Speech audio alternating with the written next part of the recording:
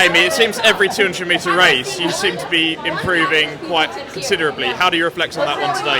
Yeah, it's definitely one foot in front of the other, just focusing on moving forward each time, and we got a lot of that right today. I feel like I probably didn't have quite as good of a start in Paris, and that's probably what made the difference in terms of the head-to-head. I usually pride myself so much on my last 20 metres, but that's where it started to unravel a little bit. But I'm watching it right now, Penny. But there was parts of it that went really, really well. So it'd be nice to go back, kind of chat to coach after we both wiped our tears away, and just go back to drawing board and see if we can come out on top in Tokyo. I mean, the fact that you got a PB there, but also that you were not that far away from Julian to an extent going around that final into the home straight, and then obviously she pulled away in the end. But the fact that you're in that position in the first place, that must put you in good stead mentally. I think it showed me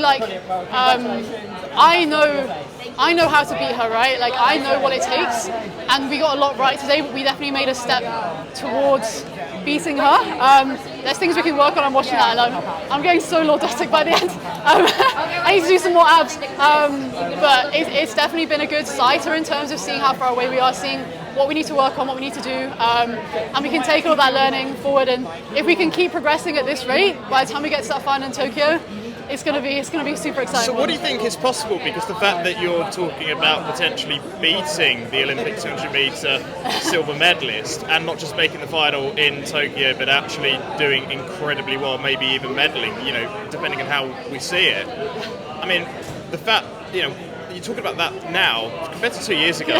That's a marked, 2 years ago when it's a marked change. I mean, 3 years ago I was on the surgery table, kind of having my tendons sewn back onto the bone. So it's been quite a long time, but also not quite a long time. But yeah, this year we've been really taking it to the girls head to head. I've beaten a lot of the girls that were in that Olympic final last year, so I think that's one of my biggest strengths. So whatever times anyone's run coming into it, it's always, I'm going to hunt you down. So we didn't quite manage to hold on for the win or for the British win today, but in 2 weeks' time I know it'll be different, and it's put even more fire inside of me to come out on top. I remember chatting in Paris. Is there anything with you? Is there anything changed much over the winter? And you mentioned a few things. I mean, now reflecting on that and off this, anything more to add on that? Winter training, the improvements nothing physically has changed. We just kept working and working and working, and I'm such a young athlete with so much raw potential that the longer I spend with my coach and the more our relationship deepens, the more our trust deepens, the more magic we can kind of produce. And we've got such a great group around us, and every day I go into training and I'm inspired, and I'm having to work the hardest I possibly can. And I'm so competitive that I want to come out on top every day. I want to be the boys. I want to get a PB every single day.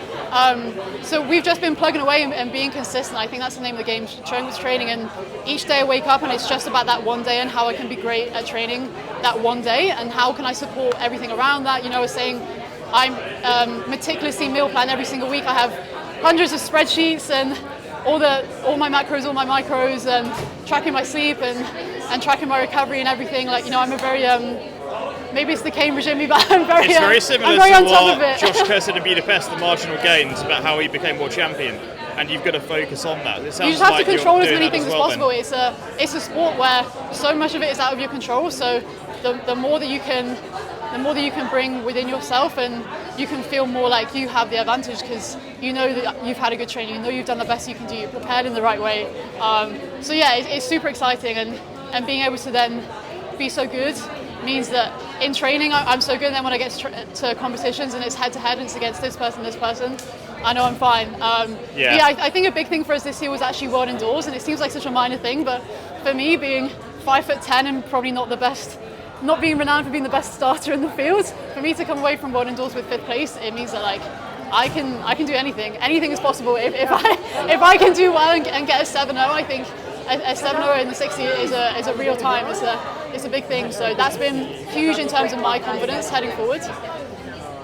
And finally for me, to compete in that stadium today, the government this morning announced backing for the bid for 2029. I mean, what would it mean for London to host the World Championships in 4 years' time? Yeah, we've actually spoken about it. Me and Coach have spoken about it a lot because 4 years' time is when I'm hopefully going to be at my peak. So if I could have a World Championships To win a World Championships here would probably be one of the best things to ever happen in my lifetime. It would be really, really special. Even the love that we got for running a world lead in the relay was huge. So to come here with the world champs, I know I'm friends with a lot of the guys that were on the 4x1 team 8 years ago, and hearing their stories of how it felt and the aftermath, and then how the country just treats you and how this city treats you, it's so magical. We really do have the best fans in the world. They're so knowledgeable, even when people are screaming and then the crowd's going like shh, which is so British. But it just shows you it's the best place to race, because everyone is so passionate and makes the biggest noise, but it's so respectful, and it's amazing. It would be magical.